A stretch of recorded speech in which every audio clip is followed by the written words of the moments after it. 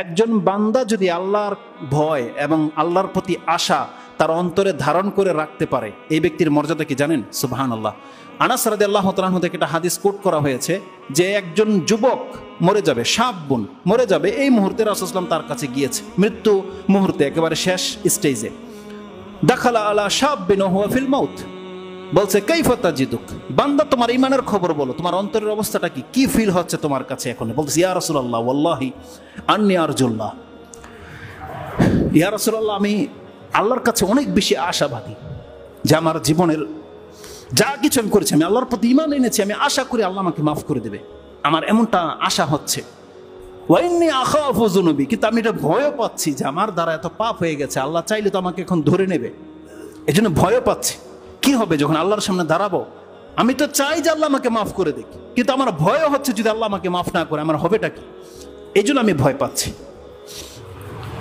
একটা বক্তব্য শুনেছিলাম, প্রসিদ্ধ বাংলাদেশের একজন বক্তা বলতেন, তারা তো দলিল প্রমাণ দিয়ে কথা বলে না, এই জন্য সংশয় যে কথাটা কি সঠিক কিনা ভুল জানি না, তবে পজিটিভ যেহেতু এই জন্য বলি। সেটা হচ্ছে, আপনারা হয়তো শুনেছেন ওমর রাদিয়াল্লাহু তাআলা সম্পর্কে বলা হয় যে ওমর রাদিয়াল্লাহু তাআলা নাকি কোনোদিন বলেছিলেন কিয়ামতের মাঠে যদি আল্লাহ বলে যে আজকে একজন শুধু নাজাত পাবে আর বাকিরা জাহান্নামী, ওমর রাদিয়াল্লাহু তাআলা তিনি নাকি বলতেন যে আমি আশা করি আল্লাহর কাছে সেই ব্যক্তিটা আমি হব।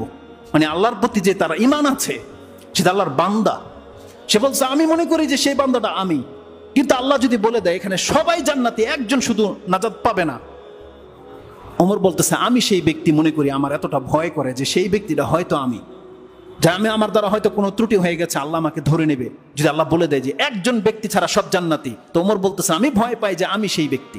তার মানে একজন মুমিনের অন্তরে এতটা আশা, এতটা ভয় থাকতে হবে। তো এই ব্যক্তিরও ঠিক তাই ছিল, সে বলতেছে আমি আল্লাহর কাছে অনেক বেশি আশাবাদী, আল্লাহ আমাকে ক্ষমা করে দিক, এটাই আমি চাই, কিন্তু আমার দ্বারা যে পাপগুলো হয়ে গেছে সেটা ক্ষমা হলো কি হলো না, আমার তো ভয় হচ্ছে। রাসূল সাল্লাল্লাহু আলাইহি ওয়াসাল্লাম বলছেন ফাকালা রাসূলুল্লাহ সাল্লাল্লাহু আলাইহি ওয়াসাল্লাম লা ইয়াজতামিআনে ফি কলবি আবদিন ফি হাযাল মাউতিন, এই যে নোক্তাটা, এই যে পয়েন্টটা আছে যেখানে এসে তার অন্তরটাকে এখন দাঁড়িয়ে গেছে, যেই পয়েন্টের উপরে রাসূল সাল্লাল্লাহু আলাইহি ওয়াসাল্লাম বলছেন যেই কোনো বান্দার অন্তর যদি এই জায়গাটাতে আসতে পারে, ইল্লা আতাহুল্লাহু মা ইয়ারজু ওয়া আমানাহু মিম্মা ইয়াখাফু, সে আল্লাহর কাছে যা চাচ্ছে আল্লাহ তাকে তা দিয়ে দিবে, এবং যে জিনিসটাকে সে ভয় পাচ্ছে আল্লাহ তাকে ভয় থেকে মুক্ত করে দিবে।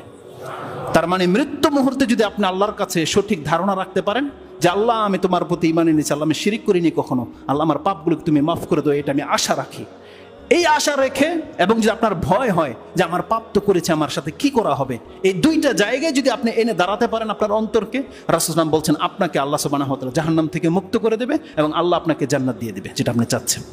এই হাদিসটাকে ইমাম তিরমিজি এবং ইবনে মাজাহ তারা তাদের কিতাবে উল্লেখ করেছেন। তিরমিজিতে 983 এবং ইবনে মাজাহতে আপনি 4261তে পেয়ে যাবেন। তো আমাদের কথা হচ্ছে যে আমাদের পক্ষ থেকে যে মেসেজ, দেখেন আমরা শুধুমাত্র আল্লাহ সুবহানাহু ওয়া তাআলার দয়া ক্ষমার বাহানা দিয়ে নাজাত পাবো না, আমাদের প্রত্যেকের দ্বারা কিন্তু পাপ হয়ে যাচ্ছে, আর সব বড় বড় পাপ যেগুলো সাহাবায়ে কেরামদের দ্বারা কখনো হতো না।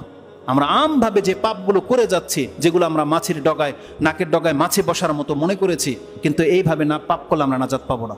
বড় বড় মারাত্মক পাপের সাথে আমরা জড়িয়ে গেছি, অথচ আমরা তাওহীদবাদী। অন্যদের কথা বাদ দেন, আমরা যারা তাওহীদের দোহাই দিই যে আমরা কোরআন সুন্নাহর জ্ঞান আছে, অথচ আল্লাহ সুবহানাহু ওয়া তাআলার তাওহীদের খাতিরে আমাদেরকে আল্লাহকে লজ্জা করা উচিত, আল্লাহকে ভয় করা উচিত, যে যেই একক আল্লাহর প্রতি আমরা বিশ্বাস এনেছি সে আল্লাহ সব দেখতে পাচ্ছেন এবং সে আল্লাহকে লজ্জা করা উচিত, এটা ভেবে অন্তত আমাদের পাপগুলোকে বন্ধ করে দিতে হবে, নাহলে কিয়ামতের মাঠে আমাদেরকে কঠিন শাস্তিতে পতিত হতে হবে।